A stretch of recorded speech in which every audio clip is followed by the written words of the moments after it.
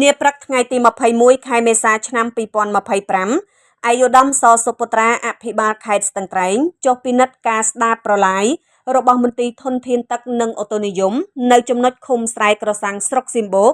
គឺប្រព័ន្ធធារាសាស្ត្រអូស្រែក្រសាំងដែលមានប្រវែងជាង6000ម៉ែត្របានស្ដារឡើងវិញនាពេលនេះគឺបាន1000ម៉ែត្រស្របពេលមន្ទីរជំនាញបានស្ដារកាលពីកន្លងទៅជាង5000ម៉ែត្រឯកឧត្តមអភិបាលខេត្តថ្លែងអំណរគុណជាអនេកដល់ក្រុមការងារបច្ចេកទេសនៃមន្ទីរធនធានទឹក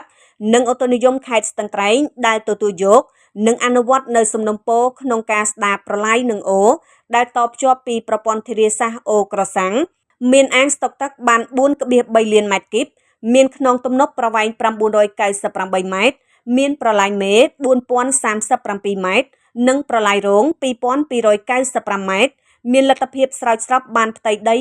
484ហិកតានៅរដូវវស្សាការស្ដារនេះគឺដើម្បីទាញយកទឹកសម្រាប់ប្រើប្រាស់ប្រាំងនិងវស្សា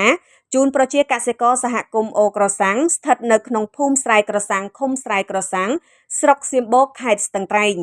ការអភិវឌ្ឍប្រព័ន្ធធារាសាស្ត្រគឺដើម្បីបង្កើនផលិតភាពកសិកម្មជួយកាត់បន្ថយផលប៉ះពាល់ពីគ្រោះមហន្តរាយធម្មជាតិនិងបង្កើនប្រសិទ្ធភាពនៃប្រភពធនធានទឹកធានាដល់ការផ្គត់ផ្គង់ទឹកគ្រប់គ្រាន់សម្រាប់បង្កើនផលនៅក្នុងវិស័យកសិកម្ម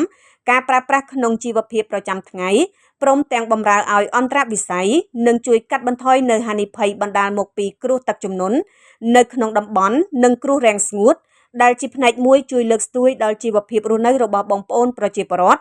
និងជំរុញកំណើនសេដ្ឋកិច្ចស្របតាមយុទ្ធសាស្ត្របញ្ចកោណដំណាក់កាលទី1នៃរាជរដ្ឋាភិបាលនេតិកាលទី7ក្រោមការដឹកនាំប្រកបដោយភាពមោះមុតស្វាហាប់របស់សម្ដេចមហាបវរធិបតីហ៊ុនម៉ាណែតនាយករដ្ឋមន្ត្រីនៃព្រះរាជាណាចក្រកម្ពុជា